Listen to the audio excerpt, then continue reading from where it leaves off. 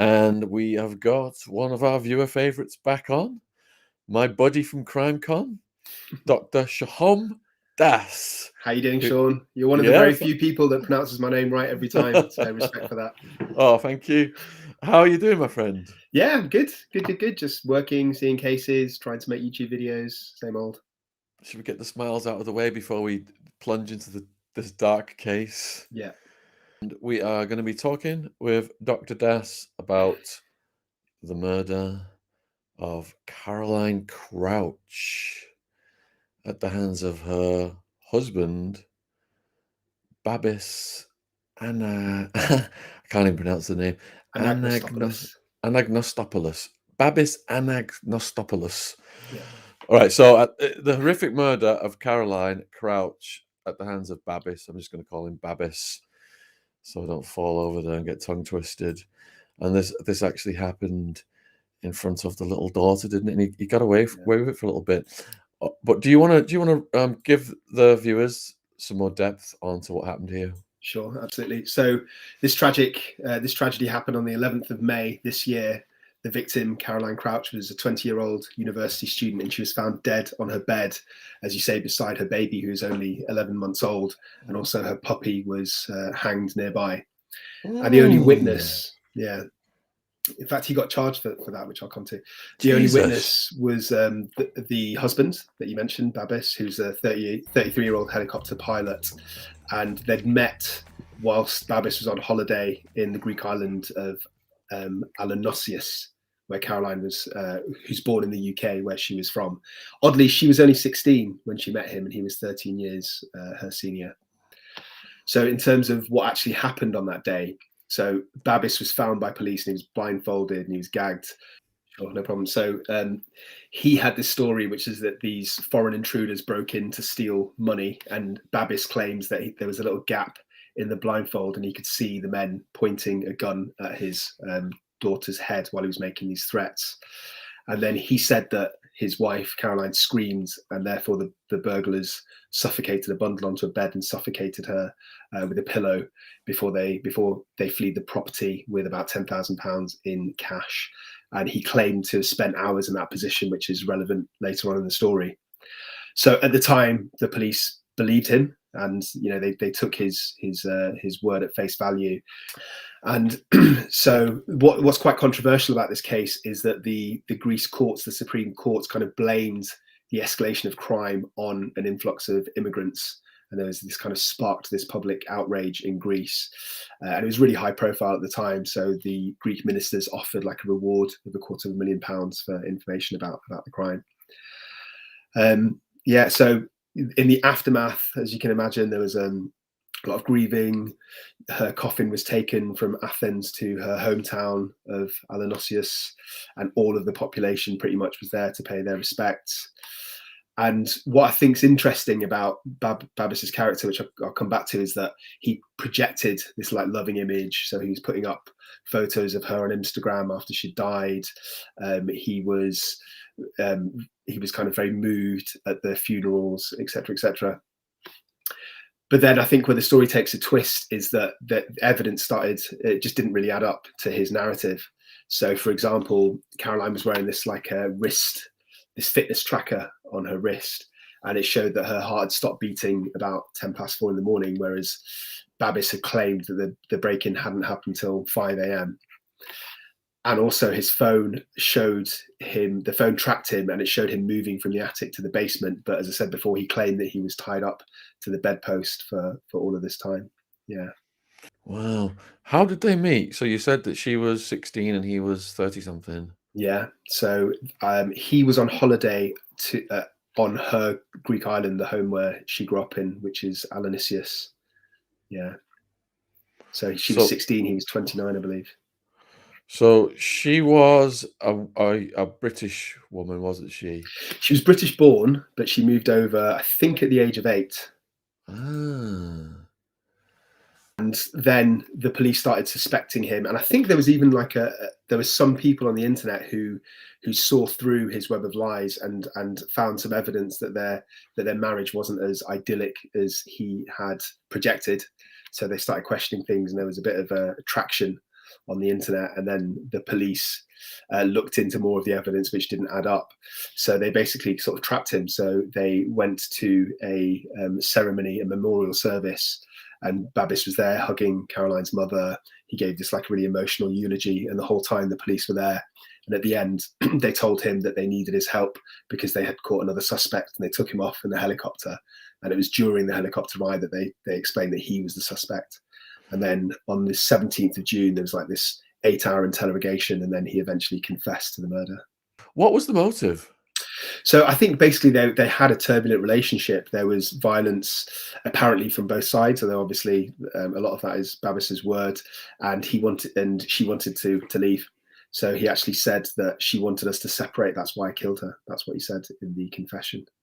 And he killed her during her sleep. And his justification was that she was a black belt kickboxer. So that's the only way he could do it. So the trial is still live. If he's convicted of premeditated murder, then he'll get a life sentence. But if he can convince them that it wasn't premeditated, then he'll be given a shorter sentence, potentially just 5 years. What would the basis be for the shorter sentence?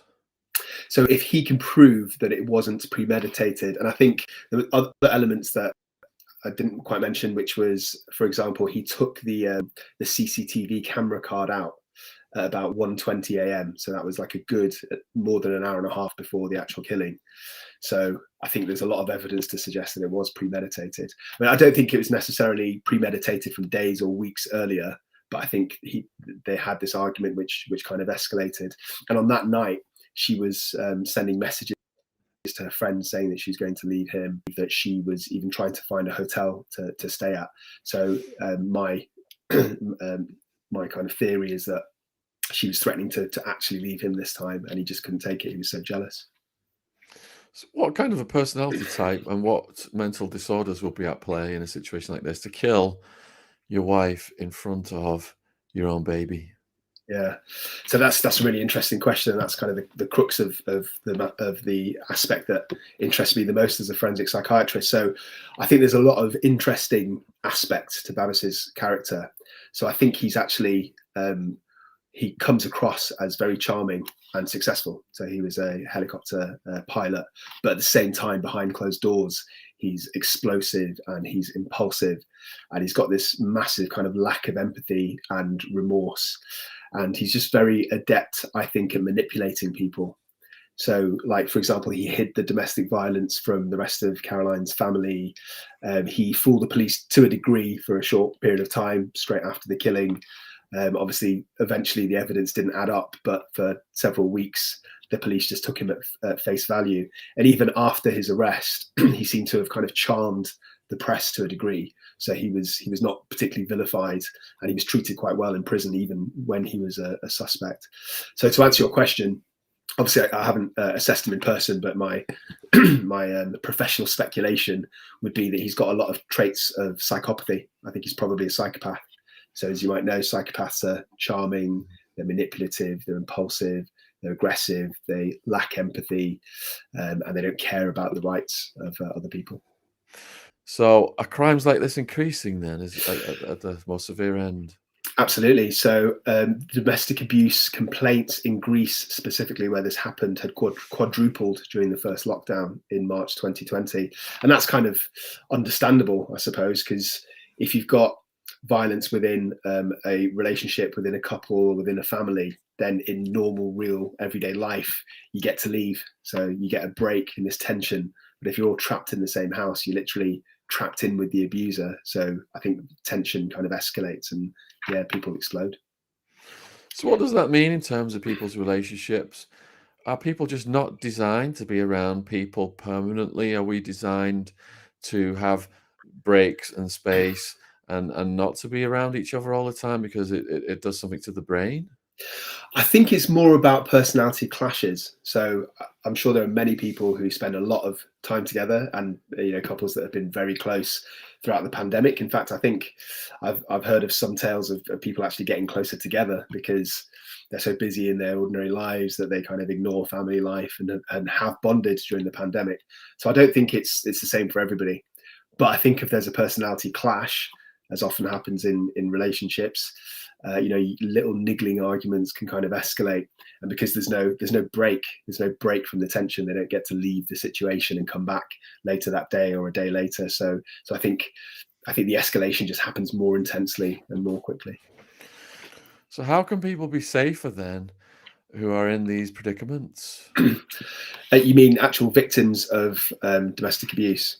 Yeah, how can they be safer? How can they extricate themselves or find help? So I think one of the issues is that classically what happens is the perpetrator intentionally isolates the victim. So they take away their access to social support. So I believe in this case, Caroline didn't have a car, and she was in a kind of isolated area, and it was hard for her to physically get to other places.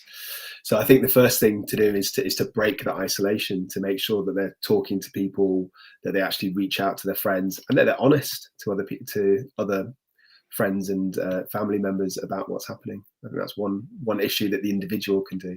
𝐏𝐬𝐲𝐜𝐡 on YouTube has asked, I'm wondering if the husband was adopted as a child. Does anybody know?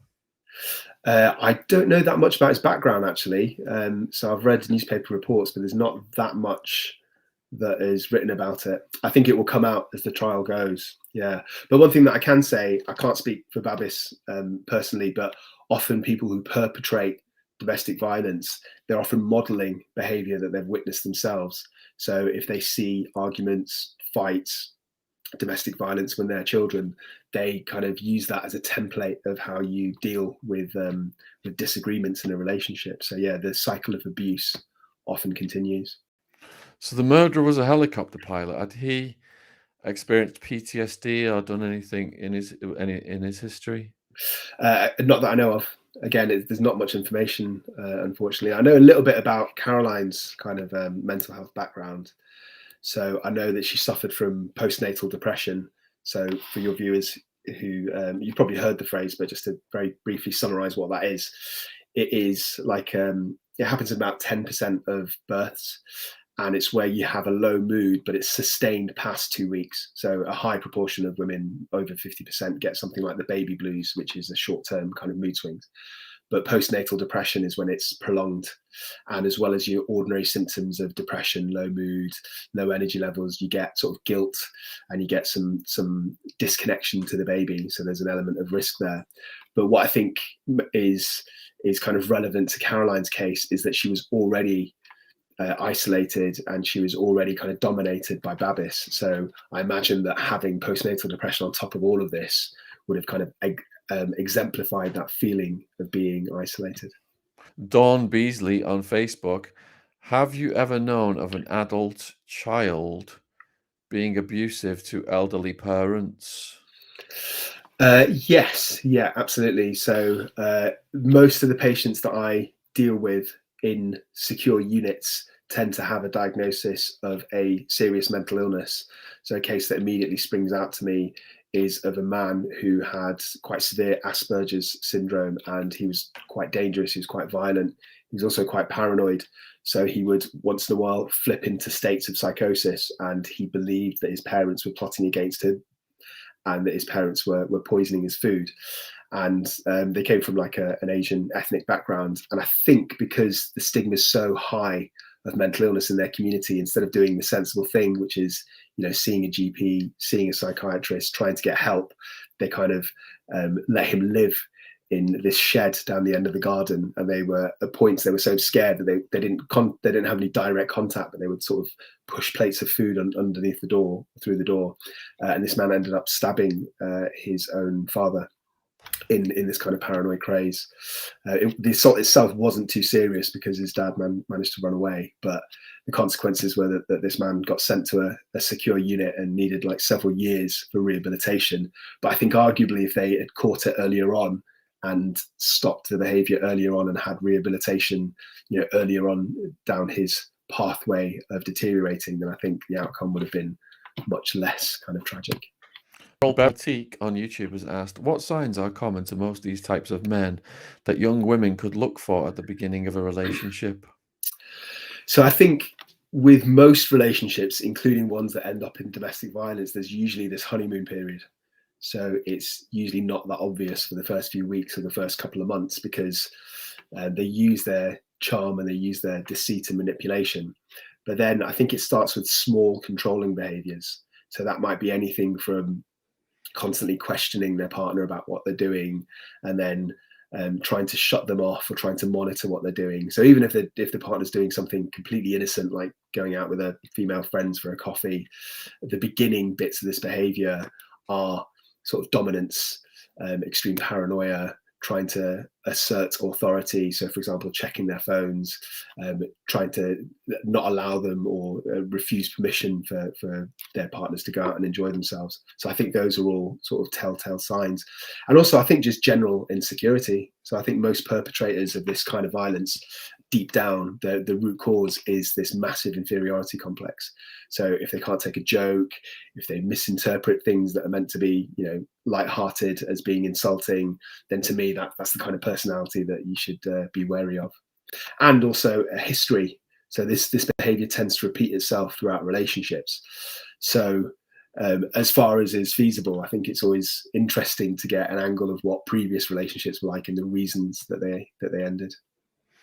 So James Alucard has got some stats. He's wondering if you can comment on them. 2% of Americans are adopted, but around 18% of convicted serial killers were adopted as kids. Okay, I didn't know those exact stats, but I did know that there was a massive overrepresentation. Did he say serial killers, or did he just say serial killers? Serial killers, yeah. So I think there's probably a few different mechanisms there. So I actually did a video on my channel about nature versus nurture for people who commit serious violence. So there's an element of it is genetic. So some genes run in families. So to be specific, there's something called a warrior gene. So that's the lack or a defective enzyme. The enzyme's called monoamine oxidase inhibitor. So if people don't have that enzyme, they don't break down neurotransmitters such as noradrenaline, serotonin. And if they don't break them down, they have a higher level of those, and those are linked with violence. So it's quite feasible that people who have this kind of genetics to be aggressive end up not being able to be decent parents, because they're aggressive or because they're spending time in prison. So those kind of parents have a higher risk of their kids being adopted. So I think that's one factor. And then the other factor is more to do with the environment. So it's more to do with nurture, which is the very fact that some adoptive people might find that they've been, or they might have a sense of being rejected. And whereas some can completely get over that, and they go into loving environments and they have a nice upbringing, there are some that will kind of be psychologically scarred with that. They'll feel rejected. They will feel different. So I think it's a combination of all those different things. Yeah. So you got a question from Malta Witty. Shaun and Dr. D, do you think it runs in families? This behavior of control to the worst scenario? I think it can run in families. So as I was saying before, a lot of perpetrators of domestic violence, they witness and they model what they see. So if they see their parents, more often the father towards the mother, committing domestic violence, then they copy that behavior. But it doesn't mean it's inevitable. Some people have the kind of social conscience to know to stop the behavior, just in the same way as some people who are sexually abused turn into sexual abusers themselves, but it's by no means everybody. So I think it does run in some families, but there are so many kind of external environmental factors as well that it's not a foregone conclusion. It's all about the individual and their ability to kind of see what's right and wrong and build their own moral compass, maybe one that wasn't given to them by their parents as it should have been when they were kids. So you've got an interesting one here. I'm just researching it right now, actually. And Kevin Street on YouTube, has Dr. Das heard of the Phineas Gage story? Yeah. Do you want to tell us what that is? Yep. So if you've got it up on your screen, you might know the years. Was it 1800s? It was. Let's have a look. 1848. He was 25, the foreman of a crew cutting a railroad bed in Vermont. A massive section of a steel section of railroad basically went into his head, and it damaged his frontal lobe. So your brain's got your four lobes, one at the frontal lobe, so it controls many things, including kind of forward thinking and planning out steps, and also your personality and your impulsivity. So there is such a thing as frontal lobe syndrome. So it's quite rare. I don't see it that often, but I've seen it a couple of times in my career, and it can either be like a trauma to a very specific part of your brain, or it can be like a little stroke, so blood vessels are blocked within that part of your brain, and it makes people really impulsive and really aggressive. So Phineas Gage was a famous case because he was a normal, mild-mannered person before this happened, and immediately he survived the accident miraculously, with this massive piece of steel sticking out of his head, and he completely changed his personality. So he became really impulsive, really rude, just completely socially inappropriate, would sort of swear and insult random people very openly. So yeah, it was like an instant change in personality, and it's like a landmark case. It's the kind of stuff you read about in textbooks when you study psychology. The balance between his intellectual faculties and animal propensities seemed gone. He could not stick to plans, uttered the grossest profanity, and showed little deference for his fellows. And he died, sadly, after a series of seizures in San Francisco in 1860 at age 36.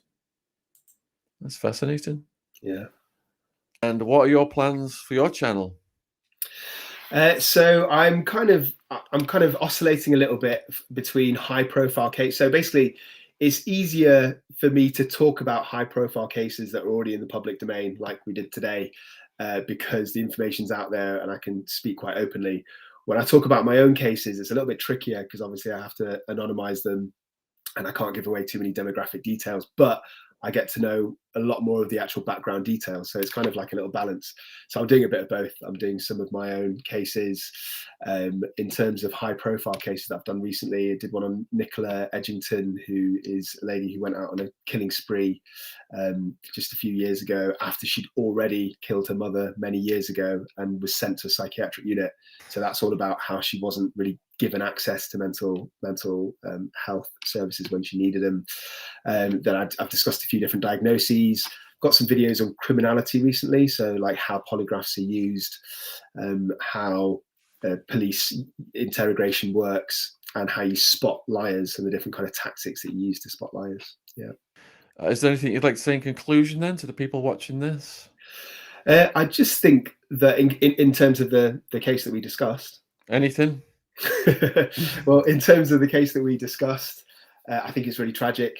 And I think the other thing that I didn't really get to say is that I think the very fact that Caroline Crouch had an English background probably meant that the case was investigated more thoroughly and it had more international attention than it might have had otherwise. So there was a few British newspapers that did a lot of research. So I wonder whether that would have happened if the case hadn't been as high profile, or I wonder whether the police might have swept it under the carpet or not investigated it as much as possible. So that's a really scary thought. So a huge thank you for coming on, Dr. Das. And it looks like the response was unanimous for a part 2. I'd love to come on for a part 2. Shaun, it's always a pleasure to talk to you. Absolutely. I've got to do something about that then. All right. Thanks for joining us tonight, everybody.